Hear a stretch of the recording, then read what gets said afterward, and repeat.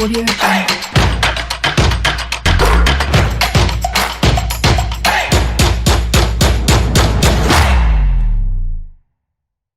Bonjour Sa Majesté Fifia Sogbavi, bonjour, bienvenue. Bonjour Angelo, je salue le plateau et je n'oublie pas ceux qui sont en train de nous suivre actuellement. Vous avez passé un bon week-end? Oui. Merci de répondre à notre invitation. Hola, Seigneur Yetor. Bonjour Angelo, bonjour à tous. Guten Morgen, Prince Dunyama. Morgan, Angelo, bonjour à toutes et à tous. Bonjour le plateau. Ezekiel. Bonjour Angelo, bonjour à tout le monde. Bonjour à vous tous qui nous recevez en bande FM et également via l'internet. Anas PM assure la mise en onde de ce nouveau numéro et l'homme à devoir prend soin, lui, de la vidéo de cette émission à regarder sur Radio Sport FM TG.com. Je suis Angelo Folico, PFE 606, ensemble pour la passion du foot européen.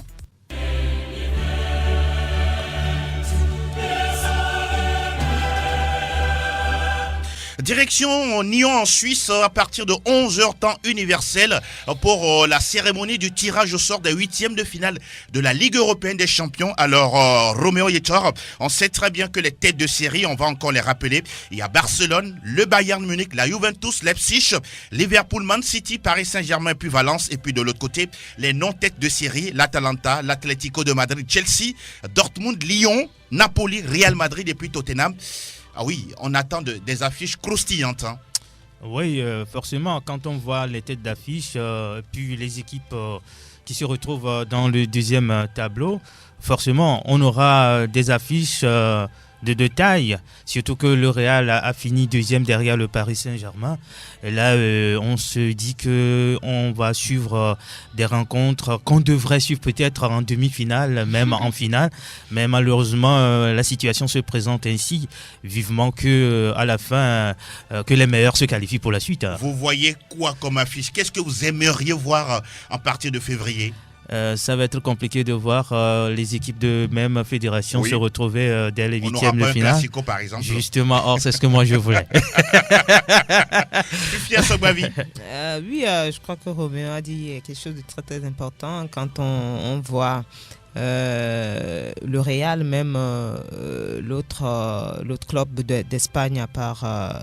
il y a Valence, il y a l'Atlético, il y a le Barça. On voit l'Atlético aussi deuxième. Quand on sait tout ce que l'Atlético fait en Ligue des Champions depuis quelques années maintenant, on se dit que l'Atlético va retrouver un club qui a été premier lors de la phase... comme la Juventus, comme Liverpool, comme City. Donc des affiches alléchantes à voir. Obligatoirement, le Paris Saint-Germain est là-bas également. Le Real aussi est deuxième, va retrouver un gros. Pourquoi pas Juventus Real? Pourquoi pas? C'est pour possible, des retrouvailles. Pour des retrouvailles. CR7 et la maison madrilène. Voilà, c'est possible. Donc, on s'attend en tout cas à des matchs alléchants. Oui. Mais déjà, ceux qui ont terminé premier, pour moi, on la faveur des pronostics. Quand on prend tous ces... Oui, quand on prend ceux qui sont deuxièmes par rapport à tous ceux qui sont premiers, en principe, ça devait passer pour ceux qui sont premiers s'ils ne rencontrent pas, par exemple, le Real, et qui, pour moi, même s'il n'est pas très, très, très en forme depuis le début de la saison en Ligue des Champions, a quand même l'expérience de la Ligue des Champions et aime forcément jouer la Ligue des Champions. C'est une compétition que le club affectionne. Donc attention, même si le Real a terminé deuxième, attention au club qui va rencontrer le Real en huitième de finale. Franck Nouyama, vous voulez vous essayer sur des probabilités pour ces huitièmes de finale? Ce qu'il faut tout d'abord savoir, c'est qu'il y a 4 clubs espagnols qui sont qualifiés, 4 clubs anglais qui sont qualifiés pour les huitièmes de finale, 3 allemands. Donc il y a de très grosses probabilités de retrouver, on va dire, des confrontations entre les clubs de ces pays, de ces majeurs-là. Ah non, il faut préciser, Franck Nouyama, que pour cette particularité, les clubs de même association ne peuvent pas se rencontrer. Voilà. Et les clubs qui ont été dans le même groupe ne peuvent pas se rencontrer. Voilà. De toutes les façons, il y aura de grosses affiches comme... Roméo l'a dit, il a souhaité, mais bon, on verra bien. C'est-à-dire que quand ça arrive à ce niveau, on ne peut plus éviter les grosses affiches. Ça, c'est clair. Donc, ce qui donne, on va dire déjà, une saveur alléchante à ce qui va se passer dès les huitièmes de finale. Donc, moi, je dirais quand même qu'il y a des matchs assez intéressants à attendre de ce tirage-là. Ezekiel, votre avis? Oui, c'est clair, hein, parce que pour la première fois, ce sont toutes les 16, oui, c'est ça, les équipes qualifiées sont des 5 majeurs, ce qui veut dire que forcément, on aura de très belles affiches, de grosses affiches, même je dirais. Par exemple, qualifié deuxième, on a l'Atlético Madrid, on a Chelsea, on a Dortmund, on a Tottenham.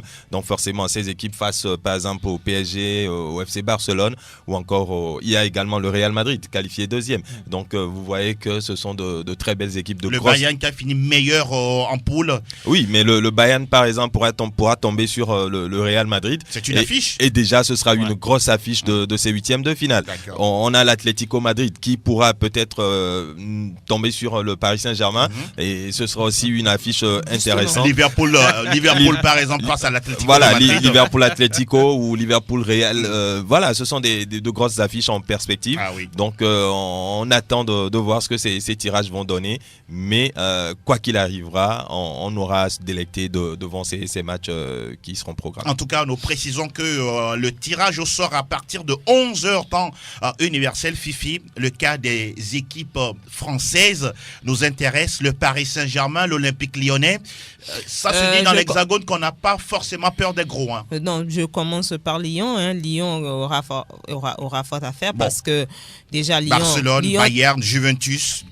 Lyon a terminé deuxième de son groupe. Lyon est amoindri maintenant avec Depay qui est en tout cas l'homme un peu à tout faire. Presque incertain pour le reste de la saison. Oui, c'est quasiment fini avec Adélaïde aussi. Oui, Reine Adélaïde. Et voilà, donc ce sera compliqué pour Lyon parce qu'il va falloir jouer soit... Lyon doit-il démissionner et donner la place? Non, pas du tout, ça c'est une compétition. Lyon va jouer, mais déjà je ne vois pas Lyon déranger ces clubs qui ont terminé premier, puisqu'il y aura la compétition a lieu en février. Ouais. C'est possible. En tout cas, c'est vrai, mais maintenant sur le papier, je ne vois pas Lyon. Maintenant, en football, tout est possible. Comme on a l'habitude de le dire, il y aura un match en aller-retour et tout est possible en football. Oui. Mais quand nous voulons prendre les forces en présence, Lyon, pour moi, n'a pas beaucoup de chance. Maintenant, par rapport au Paris Saint-Germain, le Paris Saint-Germain doit, pour moi, éviter... Attendre tout le monde. Attends tout le monde, lui, a la capacité de jouer tout le monde. Il semble que l'Atlético sera l'adversaire le plus rude pour le Paris Saint-Germain. Oui, mais c'est ce que je voulais dire.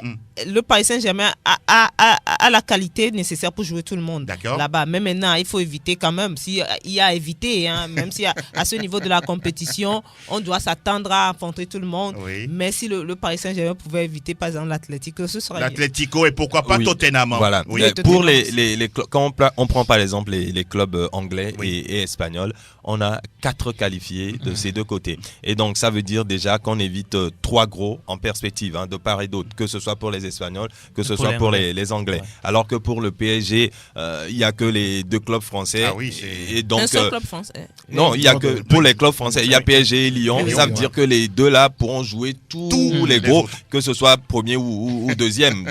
Donc, le PSG pourra jouer l'Atlético Madrid, Chelsea, Dortmund, Tottenham, et ne pourra éviter que le Real Madrid pour avoir partagé la même poule. Donc, je pense que pour les clubs français, ça s'annonce compliqué. En tout cas, grosse responsabilité pour Lyon, ce serait peut-être Valence. Vous pensez? Peut-être. Par rapport aux autres. En tout cas, grosse responsabilité pour celui-là qui aura l'occasion de tirer les boules chaudes, les boules froides. Ça dépend du côté de Lyon. Si boules chaudes et froides. Si, justement. Alors, voilà qui est dit. Oui, le tirage au sort, on le rappelle encore, ça se passera à partir de 11h temps universel. Et c'est la première fois dans l'histoire de la compétition que les équipes des 5 majeurs se retrouvent en 8e de finale de cette prestigieuse compétition des coupes européennes. Nous fermons la parenthèse Ligue des Champions, générique PFE, derrière nous parlons de Ligue Europa. Alors au niveau de la Ligue Europa, le tirage au sort également des 16e de finale a lieu à midi, temps universel, toujours du côté de Nyon en Suisse. En tête de groupe, on retrouve des équipes comme Séville, Malmö, FC Bâle, Lynx, Celtic, Arsenal, Porto, Espanyol, Barcelone, la Gantoise, Istanbul, Başakşehir, Braga et puis Manchester United.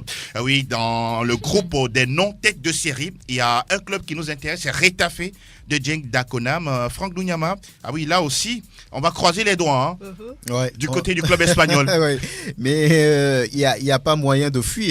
Il n'y a pas moyen de fuir lorsqu'on est au rendez-vous. On est là, on répond présent. Donc, je pense que Djenda Konam et ses coéquipiers savent ce qui les attend désormais.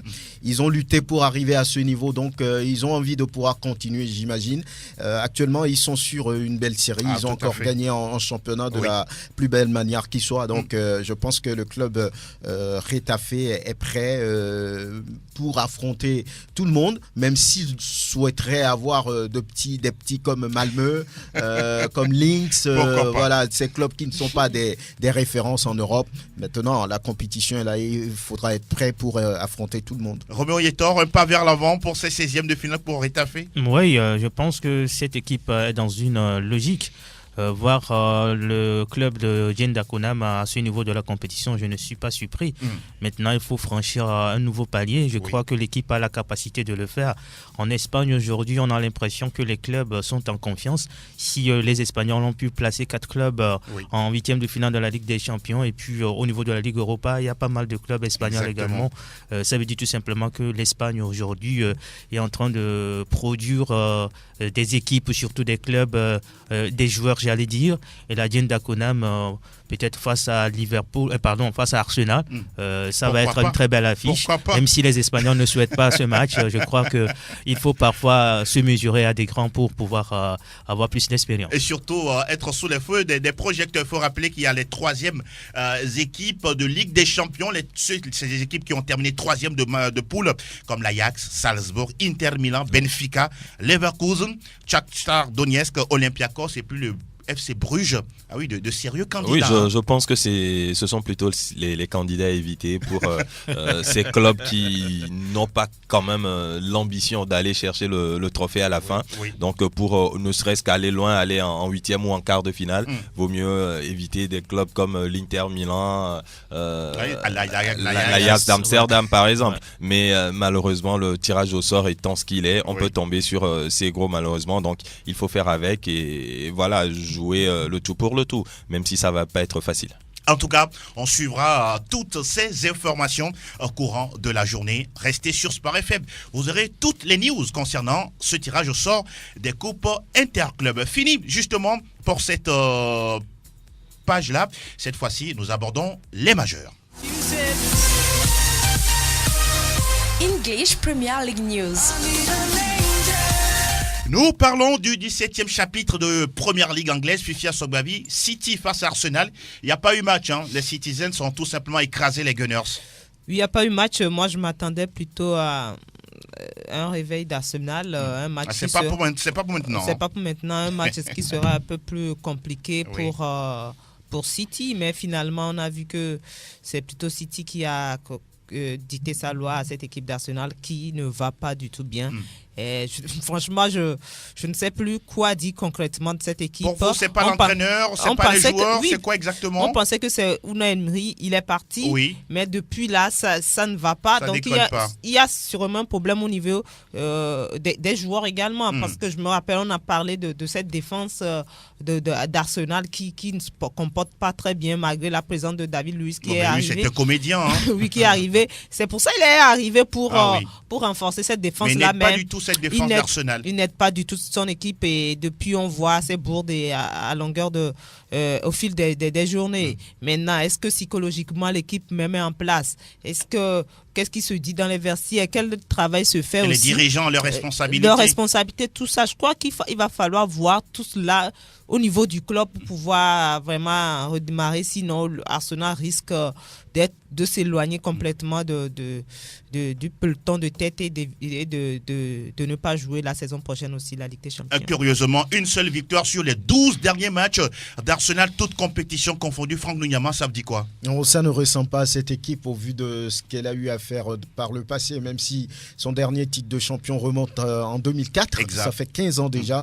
Donc c'est un peu comme l'histoire de Manchester United. Après un long séjour d'un entraîneur à la tête d'un club, c'est difficile de pouvoir trouver la solution tout de suite. Et là, Wenger est parti, Unai Emery est arrivé, il n'a pas réussi à faire le travail. Ensuite, c'est Ljungberg qui continue. Donc Arsenal, c'est un club actuellement convalescent qui ne se retrouve pas. Il y a des joueurs de qualité comme le Gabonais Aubameyang, comme d'autres jeunes joueurs. Pépé, Lacazette, oui, mais Ozil qui était sorti frustré, conspué par le public. Ah oui, mais ça ne réussit pas lorsqu'il n'y a pas les résultats. Le public ne fait pas de cadeau. Oui. Actuellement, Arsenal est 9e. Vous réalisez? Incroyable. Donc ça veut dire que c'est un club qui est lâché. On ne sait pas où se trouve vraiment la solution. Peut-être un entraîneur de calibre comme Carlo, s'il arrivait. Peut-être, oui. Pourrait changer un peu la donne maintenant. Ça, ce n'est que des suppositions. Roméo, doit-on s'inquiéter pour Arsenal qui est aujourd'hui à 7 points de la 4e place du classement occupé par Chelsea? S'il y a crise de résultats, forcément, il faut s'inquiéter pour les Gunners. Je pense que ce n'est pas le fait de changer l'entraîneur qui va aider ce club à se sortir de sa situation. Franck l'a dit, Wenger a passé pas mal de temps sur le banc de l'Arsenal. Maintenant, on a changé Unai Emery, celui qui est là, qui assure l'intérim, n'arrive pas à redresser la barque. Il fallait laisser Unai Emery peut-être finir la saison. Il faut prendre peut-être ce risque-là, le fait de changer complètement l'entraîneur. Je crois que Arsenal aujourd'hui doit se poser pas mal de questions concernant les joueurs même, parce qu'on ne peut pas avoir un tel effectif et perdre des matchs. Vous voulez parler de leur rendement sur le terrain? Voilà, qu'on pouvait éviter. Même l'utilisation de Nicolas Pepe, je crois qu'on n'utilise pas à bon escient ce joueur. Parfois, il est resté sur le banc, parfois, c'est lui qui sauve la situation. Il faudrait qu'on lui donne de confiance, on lui fasse confiance également, pour qu'il puisse donner le meilleur de lui-même. Et là, il joue aujourd'hui, demain, il ne joue pas. Je crois que ça diminue un peu le joueur. Oui, Arsenal va mal, tout simplement. Ça fait 4 points pris sur les 4 dernières journées. Sur les 12 possibles. Oui, et même et sur les 11 derniers matchs d'Arsenal, toute compétition confondue, ça fait une seule victoire. Sur les 11 derniers matchs, je pense que c'est très compliqué. Et maintenant, quand on prend l'attitude même des joueurs sur le terrain, sont des joueurs qui ne s'impliquent pas. Hier, par exemple, Mesut Ozil dans ce match, il perd le ballon, il marche derrière. Je pense que pour une équipe qui veut gagner, ce n'est pas une attitude à adopter. La question est-ce que Arsenal veut gagner ce titre? Voilà, c'est la question qu'on se pose. Non seulement pour le respect de ses supporters qui font le déplacement, qui paient les tickets, les abonnements, je pense que quand même, il faut plus d'envie de la part des joueurs, ce qui explique d'ailleurs la réaction des supporters. Ils ont même vidé les tribunes avant la fin de cette rencontre. Ils ont hué Mesut Ozil. Même sur les buts d'Arsenal, tu vois un joueur de Manchester City contre 3 joueurs d'Arsenal, mais tellement il n'y a pas d'envie, il arrive à s'en sortir et faire une passe, et les buts qui arrivent, je pense que Arsenal doit revoir sa copie, et même la déclaration de Ljungberg à la fin de ce match qui dit que le club doit prendre une décision par rapport à celui qui va entraîner le club. Je pense qu'il faut le faire, prendre une décision, nommer un entraîneur. Ah oui, le message il est tout simplement clair du côté de la formation d'Arsenal. Les autres résultats à retenir pour le compte de ce 17e chapitre: Manchester United fait un partout face à Everton. Wolverhampton battu par Tottenham 2-1 avec un bijou de but de certain Lucas Moura. West Ham bat Southampton 1-0. Norwich et Leicester City freiné par les Canaries 1 but partout. On note également la défaite de Chelsea face à Bournemouth.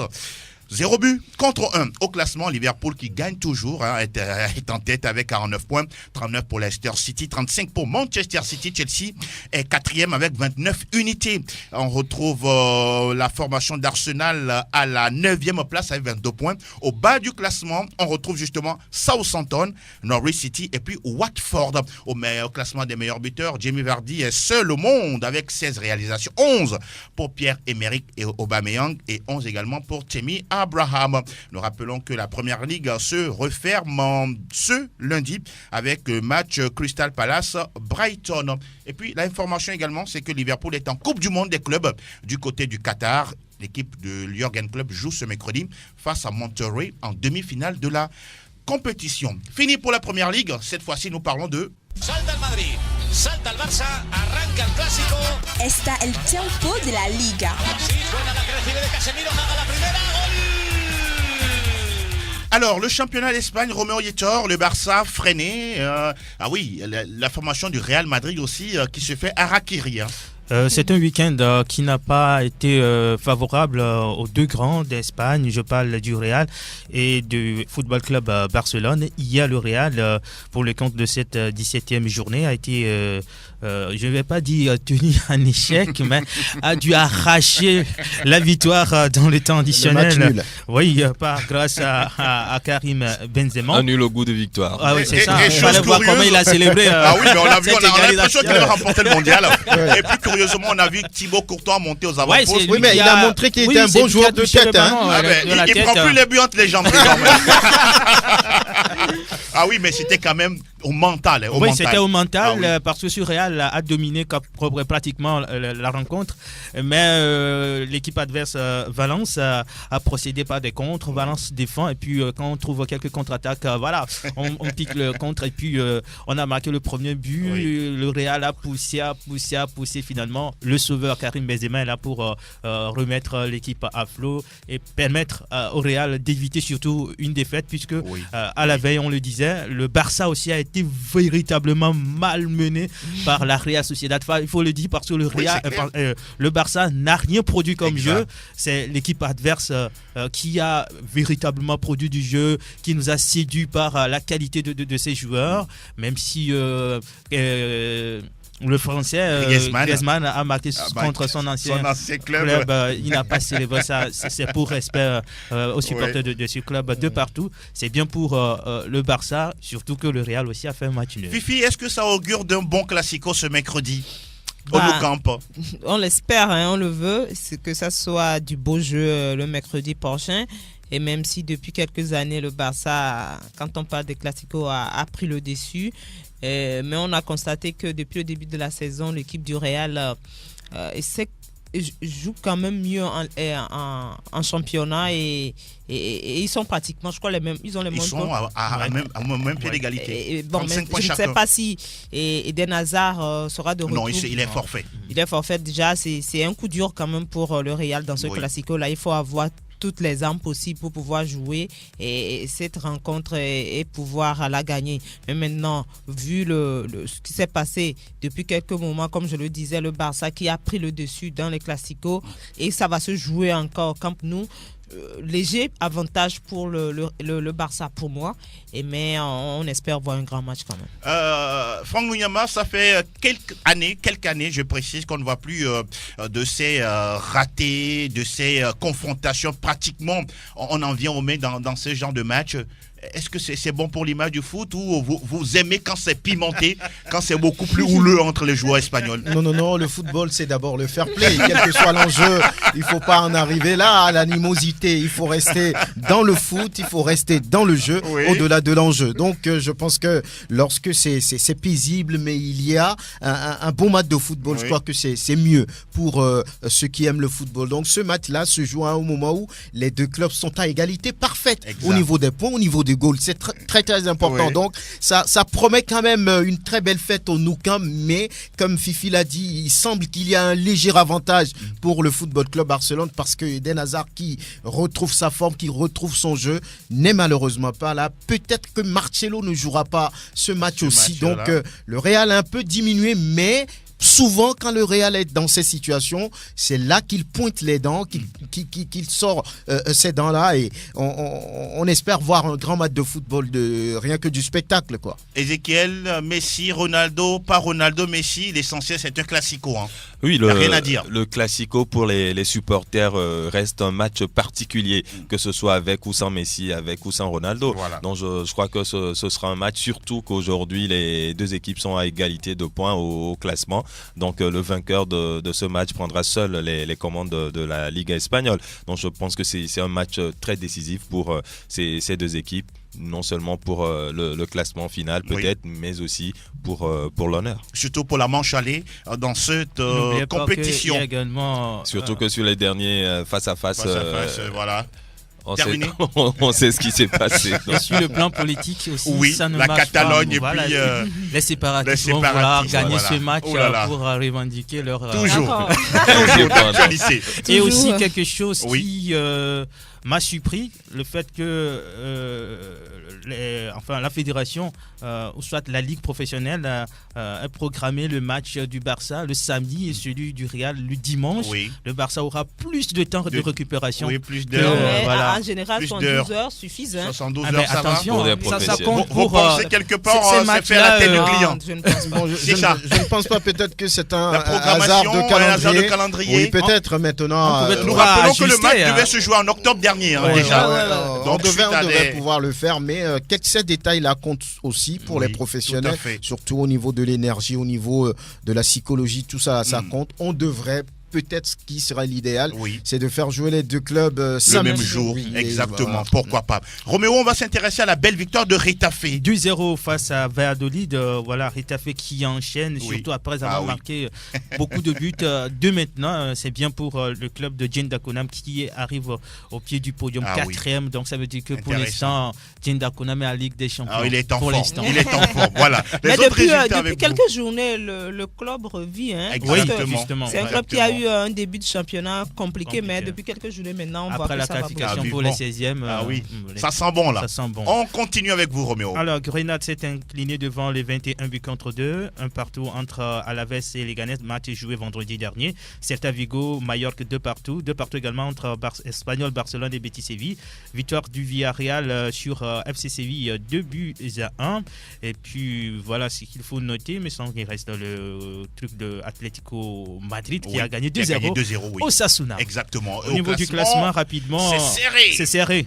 Barça 35 pour Real Madrid, 31 pour Séville, 30 pour Retafe de Jane Dakonam, 5e Atlético Madrid, 28 pour la Real Sociedad. Dans le bas du classement, Celta Vigo, 14, 10 pour Leganés, 10 également pour Espanyol Barcelone.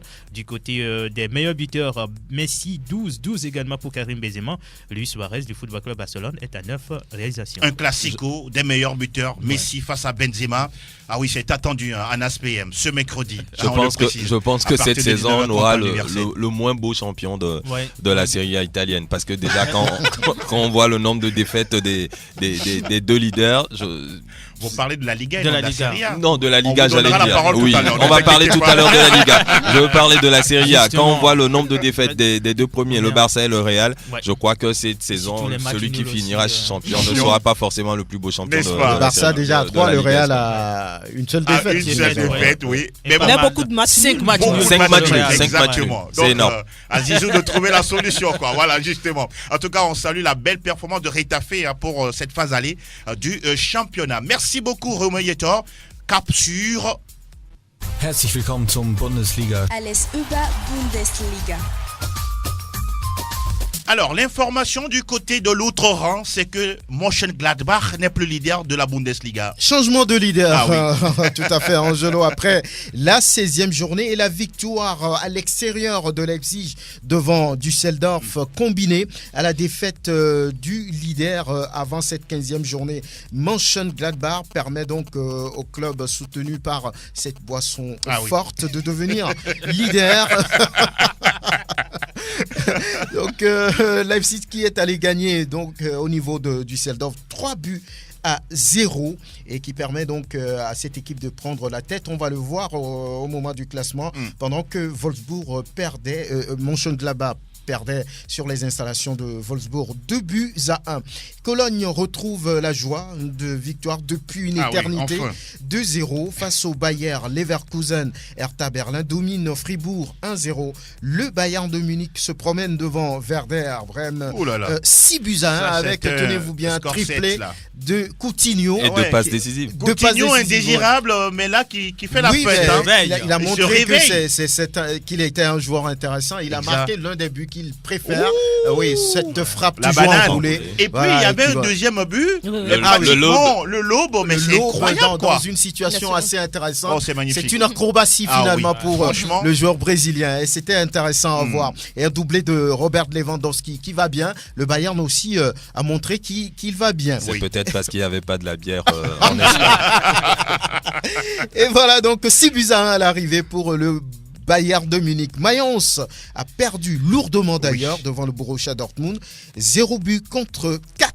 Paderborn et Union Berlin font match nul, 1 but partout. Offenheim, aïe aïe aïe, ça ne va pas pour Hellas Lebourg et son club qui perd devant Augsbourg 2 buts contre 4. Schalke pour le dernier match de cette 15e journée a gagné face à Francfort et ça fait un total de 29 buts marqués sur l'ensemble de cette 15e journée. La meilleure attaque est à Leipzig, 42 buts marqués en 15 journées. La meilleure défense c'est celle-là de Wolfsburg, 15 buts encaissés. Nous faisons maintenant le classement. Le classement, ça montre quoi? Ça donne, on vous l'a dit, Leipzig qui est en tête avec 33 points désormais. Deuxième avec 2 points d'écart, Mönchengladbach 31 points. Troisième, le Borussia Dortmund 29 points. Quatrième, Schalke et 28 points. Et si le championnat s'arrêtait ici, le Bayern ne sera pas en Ligue européenne des champions. Voilà, le Bayern est 5e qui boucle le top 5 avec 27 points au bas du tableau. On a 14e Mayence 15 points, 15e Werder 14 points, 16e Düsseldorf 12 points, 17e et avant-dernier Cologne 11 points et puis le bon dernier c'est Paderborn avec 9 petits points et les meilleurs buteurs on les connaît. Lewandowski qui accentue les choses. Il est talonné, il est très talonné. Par Timo Werner désormais. Lewandowski est à 18, Timo Werner à 16 et Robert Hennings à 10. Et rappelons que du côté de la Bundesliga, le meilleur passeur n'est autre que Thomas Müller du Bayern Munich avec 10 passes décisives. On a comme l'impression que ce joueur est en train de revenir. Il se transforme désormais, il n'est plus buteur mais beaucoup plus décisif. Oui, c'est un joueur qui peut plus faire les mêmes efforts qu'il y a 5 ans. Maintenant, il joue pour les autres. Mais il n'a que 30 ans. Oui, Thomas Müller, mais on a l'impression qu'il est dans le foot depuis il a tellement joué de matchs. Il a commencé très tôt. Il a tellement joué de matchs à l'international avec son club. Donc voilà, on a comme l'impression qu'il est là depuis 30 ans sur le terrain. Thomas Müller, un joueur assez sobre mais diablement efficace. File donc Real Nunyama, cette fois-ci direction le pays d'adoption de Cristiano Ronaldo.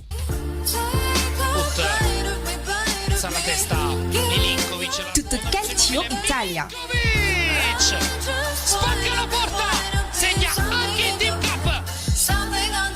Alors, il y a quelques jours, nous avons bien torché sur Cristiano Ronaldo qui était muet depuis quelques journées de championnat. Et là, hier, il s'est réveillé, on peut le dire, grâce à un doublé. Oui, il a mis un doublé pour mettre la Juve sur la voie. Il fallait forcément gagner du côté de la vieille dame, puisque la vieille dame n'est plus leader de ce championnat et surtout que la vieille dame joue aussi avant l'Inter Milan. Donc en cas de victoire, la Juve reprenait provisoirement les commandes de la Serie A italienne pour mettre la pression sur l'Inter Milan, ce qui a été fait avec ce doublé de Cristiano Ronaldo qui retrouve le sourire et le chemin des filets. Peut-être que c'est reparti pour qu'on retrouve le Ronaldo du Real Madrid. Exactement. Pourquoi pas. Et donc victoire de la Juve 3-1 sur Udinese. Alors avec cette victoire, la Juve était leader et l'Inter qui joue derrière ne devrait pas laisser filer la Juve et l'Inter était en déplacement sur la pelouse de la Fiorentina. C'est un match entre deux formations qui avaient besoin de points mais pas forcément pour les mêmes raisons. L'Inter pour reprendre les commandes de la Serie A mais la Fiorentina pour stopper la mauvaise série de 4 défaites consécutives et l'Inter qui a mené durant tout le match grâce à un but de Valero à la 8e minute mais malheureusement il y a eu une minute de trop peut-être dans ce match parce que c'est dans le temps additionnel à la 92e minute que Dusan Vlahovic permet à la Fiorentina de revenir à hauteur de l'Inter Milan. Un but partout à l'arrivée. Mauvaise opération pour les interistes. Très mauvaise opération pour les interistes, même s'ils gardent toujours les commandes de la Série A italienne, mais avec le même nombre de points. Exactement. On va s'intéresser à la victoire de Brescia de Balotelli. Oui, Brescia de Balotelli. Qui est surpris. Brescia de Balotelli qui s'impose 3-0. Ça fait quand même ça fait la deuxième victoire de suite pour Brescia. Et justement, lors de la précédente journée, c'était Balotelli qui avait permis à Brescia de s'imposer 1-0. Faut le rappeler. Fabio Grosso a été limogé et c'est son prédécesseur qui est rappelé sur le banc de Brescia, Eugenio Corini. Voilà. Mais là, malheureusement, c'est sur la même saison quand même, c'est ce qu'on ne comprend pas. Assez curieux. Voilà, Fabio Grosso n'a fait que 1 mois à la tête de Brescia, il est limogé, on fait revenir et on fait revenir son prédécesseur. Voilà, mais quand même, il permet à Brescia d'enchaîner 2 victoires de suite. Brescia qui bat donc Lecce 3-0. Les nouvelles de Parme. Parme justement Naples. était face à Naples. Exactement. Naples qui a perdu un but contre 2. Gennaro. Et la première de Gennaro sur le banc du Napoli n'a pas été couronnée par un succès. Il lui a promis une défaite. Et c'est Gervinho qui a marqué le but de la victoire de Parme face au Napoli. C'est quand même difficile de réveiller des joueurs qui font semblant de dormir. C'est ce que moi je pourrais dire dans cette histoire du Napoli. Et donc ça va être compliqué tout simplement pour Gennaro Gattuso. La victoire de la Sampdoria de Gênes en déplacement sur la pelouse de Genoa, 1-0 grâce à Gabbiadini. Et puis le 3-2 entre le Hellas Vérone et Torino dans un match complètement fou. Le Milan AC a été contraint au partage des points par Sassuolo, 0 but partout. Et puis la défaite de l'Atalanta Bergame battue par Bologne. 2 buts à 1. Et parlant de la Roma victoire a battu Spal Ferrara 3 buts à 1. Au classement, on l'a dit tantôt, c'est très serré en haut de tableau. Oui, en haut de tableau, c'est très serré entre la Juve et l'Inter Milan, mais l'Inter qui a 39 points, plus 18, et la Juve 39 points également, plus 13, mais on sait que dans la confrontation directe, la Juve a battu l'Inter Milan. Donc on ne sait pas s'il faut attendre le match retour pour parler de confrontation directe ou il faut le faire tout de suite. On attend de voir. Voilà, mais les deux formations quand même 39 points. Et la Lazio qui est 3e de ce classement avec 33 unités, 4e la Roma qui compte 32 points. 5e Cagliari qui perd une place, désormais 5e avec 29 points. Et puis 6e l'Atalanta Bergame pour la dernière place européenne, 28 points au compteur. Pour retrouver le Napoli, il faut voir au niveau de la 9e place. Le Napoli 9e, 21 points également pour le Milan, c'est 10e. Et dans la zone rouge, 18e Brescia, 13 points. 19e Genoa, 11 et puis 9 points pour Spal Ferrara, lanterne rouge. Au classement des buteurs, Ciro Immobile ne marque plus mais reste toujours leader de ce classement avec 17 buts marqués, 10 buts pour João Pedro de Cagliari et Romelu Lukaku de l'Inter Milan complète le podium avec 10 réalisations également. Il faut rappeler que la Juve joue encore mercredi face à la Samp et puis derrière il y aura la Super Coupe d'Italie qui va se disputer justement du côté de la péninsule. Grazie mille Ezekiel, nous bouclons le tour des majeurs avec Monaco le champion et quel spectacle pour une dernière victoire. 100% Ligue 1 Conforama. Lacazette réussit le sien, 28e but de la saison sous les couleurs de Lyon avant de quitter le club.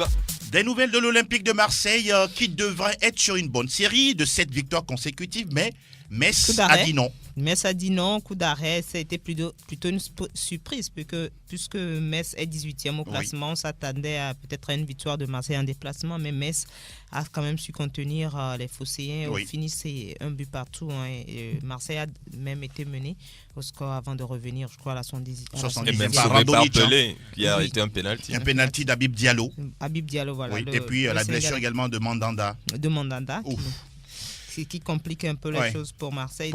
Ça fait un but partout pour entre Metz et Marseille. On va s'intéresser à Lyon. À Lyon qui a perdu, c'est cruel pour Lyon même sur cette rencontre. Lyon qui perd à domicile, qui perd à domicile face à Rennes et qui perd également deux de ses meilleurs joueurs. On en parlait tout à l'heure. Memphis Depay et puis Reine Adélaïde. Et c'est quasiment. Et puis curieusement les deux c'est du croisé antérieur. C'est incroyable. Les deux. Droit pour quelqu'un, genou gauche pour l'autre. Oh là là. C'est un véritable coup dur. Saison terminée. Saison terminée. Ça va compliquer les choses véritablement pour Lyon qui n'est que 8e pour le moment. Garcia, si vous avez besoin des joueurs, venez nous voir. On en a suffisamment pour vous. Et au même moment, Lyon, vendredi déjà, Lille qui a gagné à domicile face à Montpellier 2-1. A mis Stèle samedi, fait match nul également face à Dijon, 1 but partout. Angers, Monaco, 0 but partout. Brest, Nice, même score, 0 but partout. Nîmes a été battu à domicile par Reims, 1 but à 0. Et puis, parlez-nous de Toulouse, Fifi. Toulouse a perdu. Toulouse a encore perdu face à Reims de Romao. Voilà, 1-0. Je perds un peu. C'est plutôt Toulouse qui a perdu face à Reims, 1-0. C'était en déplacement et c'est compliqué. C'est très compliqué. Et là, les supporters ne sont pas du tout d'accord. Très Réveillez-vous. Ah oui. C'est le titre d'une chanson. Hein. Et puis derrière, c'est le président Olivier Sadran qui demande aux supporters, peut-être mécontents pour le reste de la saison, qui n'ont plus envie de revenir voir les matchs, d'être payés par rapport à leur abonnement. Vous pensez que c'est une bonne décision? Ça peut les soulager. Non, oui, peut-être la situation du club les inquiète. Vous savez, en Europe, sinon en France, tout est bien organisé. On fait des abonnements sur des mois, sur l'année. Donc, c'est des gens qui participent à la vie du club. Maintenant, s'ils ne veulent plus pour le moment supporter le club, bon, peut-être ce qu'il faut faire pour les apaiser, c'est les rembourser. Il faut leur donner ce qu'ils ont donné pour soutenir le club. Et si le club va mieux, on fait comment? Maintenant, on verra. Oui, voilà, maintenant, les rembourser pour qu'ils ne viennent plus au stade n'arrangerait pas aussi forcément Toulouse qui va peut-être jouer devant une tribune vide. Ce qui ne va pas motiver forcément les joueurs. Déjà, et qui n'est pas bon aussi pour l'image de la Ligue 1. Oui, les tribunes sont remplies, Toulouse ne gagne pas, mais peut-être que c'est aussi ça, c'est la pression des supporters, donc on va voir avec les tribunes vides si ça peut le faire. Voilà, dit. Et puis hier, il y a Strasbourg qui a dominé Bordeaux en déplacement. Bon, on a déjà parlé du match de Lyon. Exact. Et puis on clôture le Paris Saint-Germain. Il n'y a pas eu match. Hein. Saint-Étienne. Avec 4-0. Incroyable. Voilà, c'est un récital offensif. Hein. Mais il faut dire que Saint-Étienne a été réduit à 10. À 10. Et dire qu'en Ligue Europa, la semaine dernière, Saint-Étienne avait fait reposer ses 4 pour faire jouer les jeunes, histoire de préparer ce match du Paris Saint-Germain. Et c'est pour en prendre 5. Non, c'est 4. Incroyable. 4 à la fin. En tout cas, pour l'instant, le Paris Saint-Germain est intouchable. On peut dire que le PSG est champion d'automne. Il n'y a rien à dire. Oui. Marseille aussi assuré de finir demain. Et passer l'hiver au calme. Avant la reprise. Derrière le PSG. Derrière le Paris Saint-Germain. C'est magnifique. Au classement, le Paris Saint-Germain est premier avec 42 points, suivi de Marseille, 35 points. Lille est 3e, 31 points. Rennes, 4e, 30 points. 5e, Nantes, 29 points. On ne retrouve Lyon qu'à la 8e place avec 25 points. Et en bas du classement, il y a à la 18e place Metz, 16 points. Et 19e, Nîmes, 12 points. Puis Toulouse, 12 points également. Bon dernier. Au classement des buteurs, Ben Yedder toujours en tête avec 11 buts, suivi de Moussa Dembélé, 10 buts.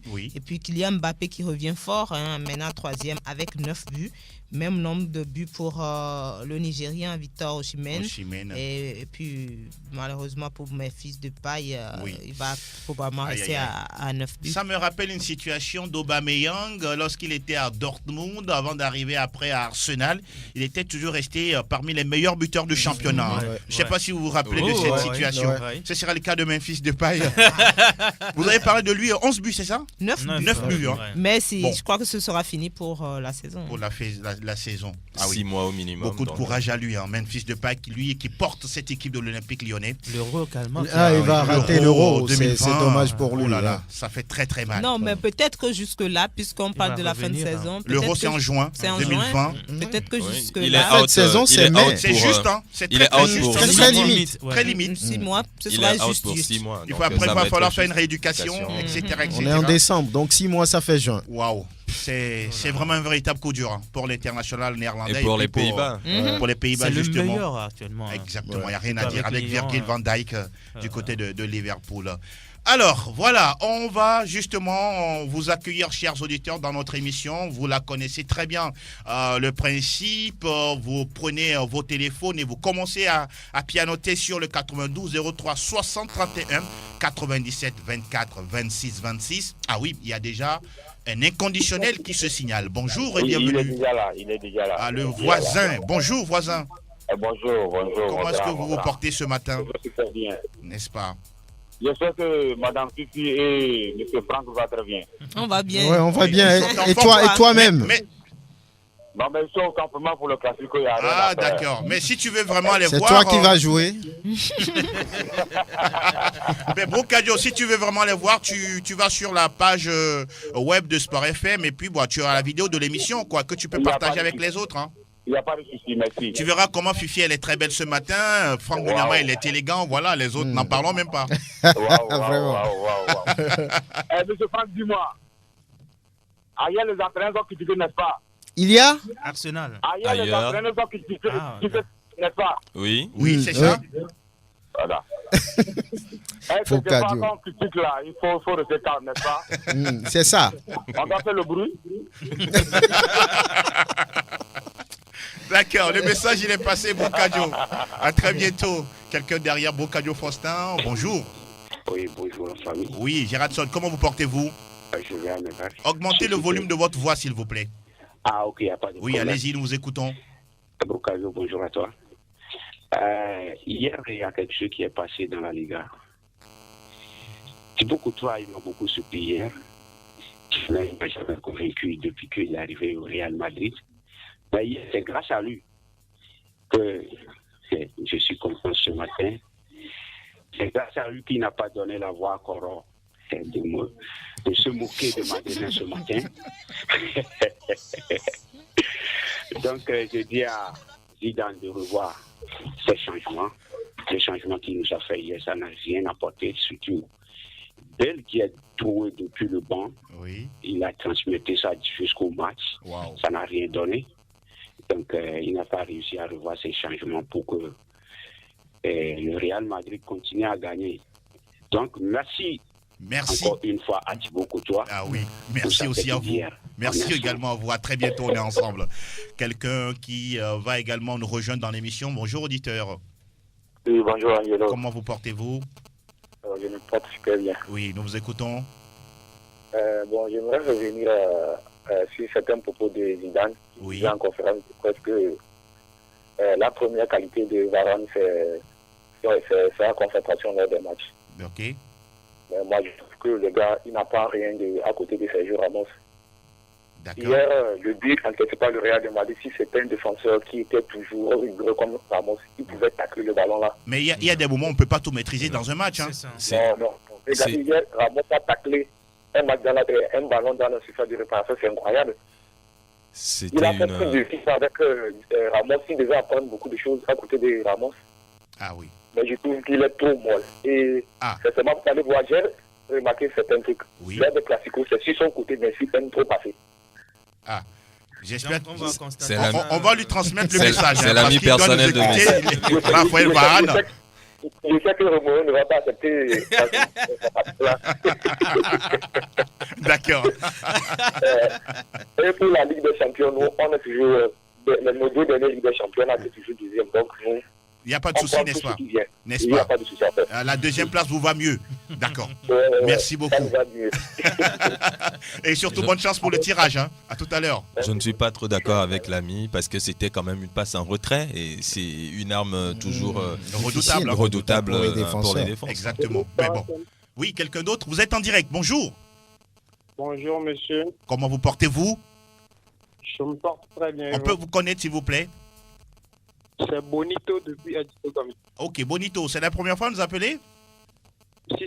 Ah, merci de nous rejoindre. Alors, nous vous écoutons. C'est pour le Classico. Allez-y, oui. Oui, sinon, bon. Le Barça gagne, c'est sûr. Ah, le Barça va gagner. D'accord, c'est ce que vous voyez. Oui, c'est ce que moi je vois. Ok, et pourquoi selon vous, quelles sont les forces du Barça face au Real Madrid?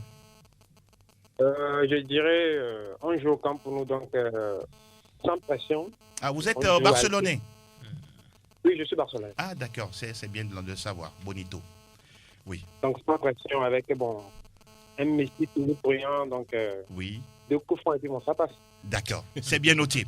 Espérons que vendredi, vous serez des nôtres pour reparler de ce classico si jamais le Barça perdait. Ok, à très bientôt et surtout bien des choses à vous du côté d'Adi de Gomé. On va prendre un autre auditeur derrière Bonito. Auditeur, bonjour.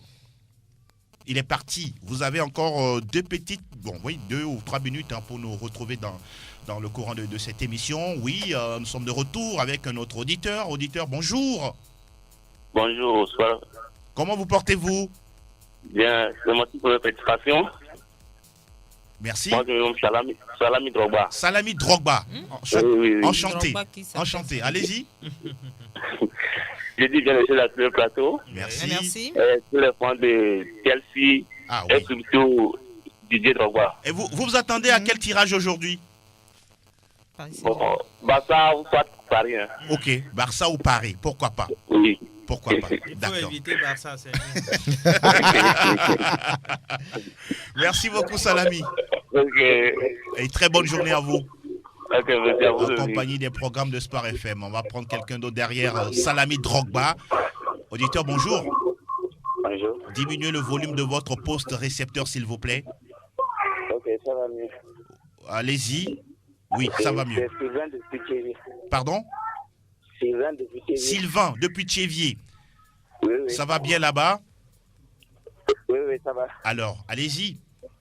Oui, c'est pour le match Arabia ce soir. Pardon. Là, nous parlons de foot européen. Vous pouvez revenir dans d'autres émissions pour en parler, d'accord? Pardon? Je suis désolé, on parle de foot européen, s'il vous plaît. Vous aurez d'autres occasions dans d'autres émissions. Merci beaucoup. On va prendre le dernier. Anna, s'il y a quelqu'un d'autre qui se signale, on prend le dernier du jour. Auditeur, bonjour et bienvenue. Oui, bonjour Angelo. Comment vous portez-vous? Je vais dire et vous. Nous allons tous bien ici. Merci de nous rejoindre. Oui, bien des choses à tous ceux qui sont à côté de vous. Merci. Franck, Ezekiel, Roméo. Ah oui, salut Abodan, comment ça va? Je vais bien. Allez-y. Bien, juste pour vous saluer. Oui. Et vous dire que le mercredi, ça ne sera pas du tout passé pour le Real. On va battre le Real. D'accord, c'est bien noté.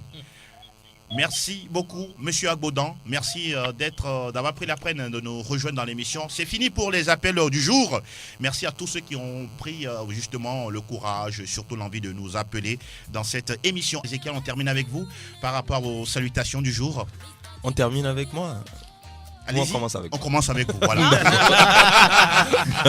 Bonjour à Alex Patassé alias Nlakwe. Bonjour aux frères Kwakpadia, Anissa et Nimor. Comme c'est une histoire de famille, les frères adoptés ne sont pas oubliés. Danga, Teme et Guy. Rachida Alassani, le président de Mouzou. Bonjour également à Mensan et Joujou.